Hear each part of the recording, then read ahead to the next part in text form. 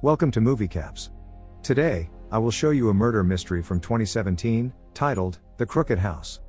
Spoilers ahead. Watch out, and take care. The story starts with a rich man named Aristide's death. It is being said that Aristide, who was 85 years old, has died due to eye drops being injected into his body instead of insulin. Some people call it an accident, others call it murder. Aristide was a very rich man, who always had a thing for taking control of others. In the next scene, we see Charles, who is a very good detective. Sophia, who is the granddaughter of Aristide, comes to see Charles in his office. Sophia tells Charles that she thinks her grandfather has been murdered, and the murderer is in the family. She wants to hire Charles to get to the truth. However, Charles declines the offer, because he used to be in a relationship with Sophia. He then did not know that Sophia was the granddaughter of Aristide. He got to know about her when he was asked by the government to spy on her. He denied the order and left the job. After a while, they broke up. After Charles declines the offer, his maid comes to him and asks him to reconsider, saying the case will get him a lot of publicity, and bring him many other cases as well. He agrees and goes to a friend in the police department, and gathers all the details regarding the case. There is not much to go on, because the police have not been able to get involved in the case, because of the family being too influential. The police were unable to get a warrant to search the house. Charles then goes to Aristide's mansion, where he meets Aristide's sister-in-law, Edith. Edith had come there to take care of the children after her sister's death. She and Aristide were never able to get along, as they were really incompatible. After that, Charles meets Josephine, the little sister of Sophia. She is young but very intelligent. She has a habit of eavesdropping on other people, and then noting everything in her diary. She also has a treehouse, from where she keeps an eye on everyone. She calls herself Sherlock Holmes. After that, Charles goes to Aristide's office, where he was found dead. Sophia tells Charles that Aristide never liked anyone in the family except her. This is when Charles goes to the bathroom, and finds the insulin and eye drops. Eye drops were put in the insulin bottle, and that is what Aristide injected himself with. After that, Charles starts the investigation.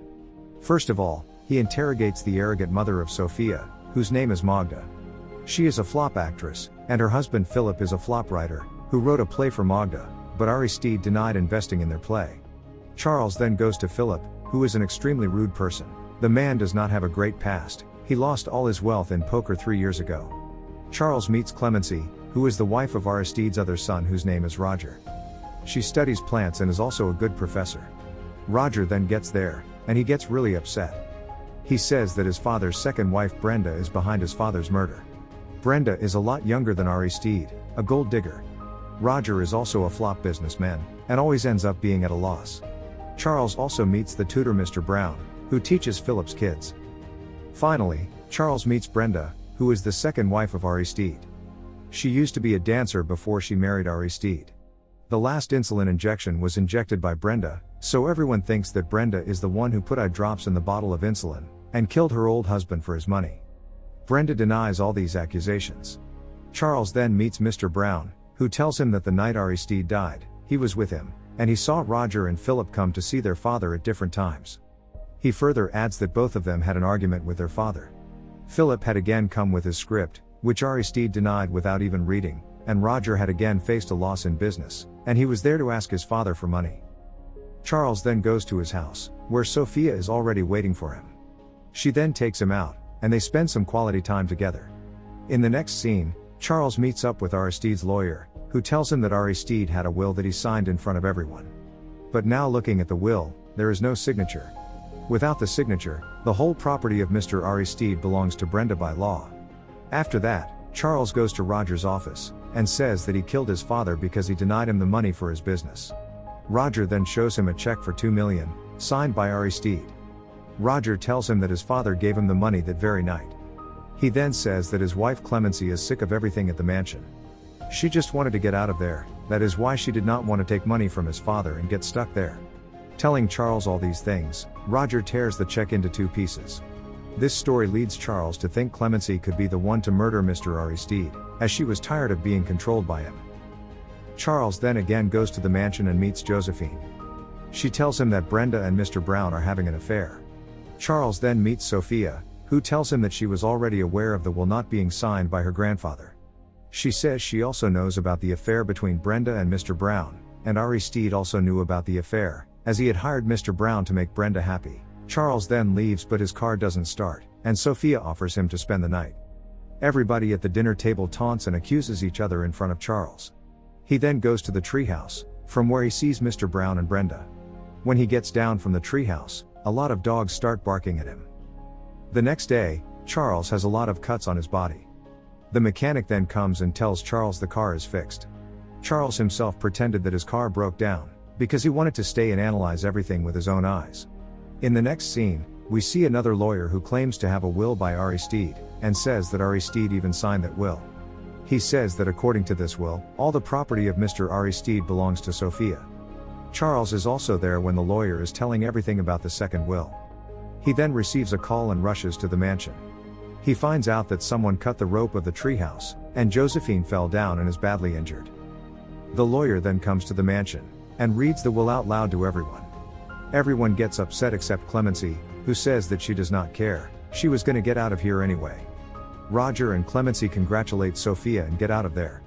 Charles now thinks that Sophia herself could be a suspect too, because she tells him that she already knew about the second will as well, but she thought that Aristide liked to play with people, so it could have been a joke, that is why she did not say anything about the will before. Knowing that Charles is doubting her, she gets mad at Charles. This is when he goes to Mr. Brown's room, where he sees a cutter very much capable of cutting the rope of the treehouse. Then he finds a lot of letters written to Brenda by Mr. Brown. All of this leads them to think that Brenda and Brown have killed Aristide, and Josephine knew about this, so they tried to kill her as well. Charles is still not satisfied with the outcome, and thinks that there is a loophole, and Brenda and Brown are not the killers. They are not that smart, and it is possible that both of them are being set up by someone else. Charles then gets to know that the nanny at the mansion is dead, from drinking the hot chocolate she made for Josephine. Sophia was the one who took that hot chocolate to Josephine, but the little girl did not drink it. It again leads Charles to suspect Sophia as the killer. Charles then asks Josephine what information she had that everyone is trying to kill her, but Josephine does not say anything. She then says that she has not been able to find her diary ever since she got back from the hospital. This is when Edith gets there, and says that Charles has asked enough questions to the little girls. She then takes Josephine for ice cream. After a while, a doctor gets there and inspects the dead body of the nanny. He tells that she was given cyanide, and Charles remembers that Edith is the only person who has cyanide in the house. He then goes to Edith's place and finds cyanide there. Then he sees the diary lying in the limestone. Charles then runs toward his car and meets Sophia. He asks her about Josephine, and she tells him that Lady Edith just took her out. Charles then takes Sophia with him, and they go out to find Lady Edith's car. He then gives the diary to Sophia, and asks her to read it out loud. She reads as Josephine wrote, "I am really bored in this house. Something interesting should happen in the house. I always wanted to become a belly dancer, but Aristide told me that I am not beautiful enough to be a belly dancer." She has further written that she is angry with Aristide, and that he will be punished for this. This is why she replaced insulin with eyedrops and Aristide died. Josephine has also written that the nanny really gets on her nerves, as she is always keeping an eye on her, and now she also knows a lot of things. This is the reason Josephine put cyanide in the hot chocolate, and killed the nanny by poisoning her. She knew that the nanny would drink the leftovers. Sophia further reads, that Josephine is the one who copied the handwriting of Mr. Brown and Brenda. She is the one who cut the rope of the treehouse in order to show herself as the victim. She is the one who put that knife in the room of Mr. Brown, and she is the one who framed Brenda and Mr. Brown. Lady Edith now knows everything about the little girl, because she has read everything in the diary. She leaves a note in Charles's car, on which she wrote that she is the murderer. Now she plans on getting herself and Josephine killed, because she does not want the little girl to go to jail, and she cannot leave the criminal-minded girl out in the world either. When Charles is about to catch up with them, Edith's car falls into a ditch, and both of them die. The end. Thank you for watching. Subscribe if you'd like to see more videos like this. Turn on the notifications and leave a like to help the channel out.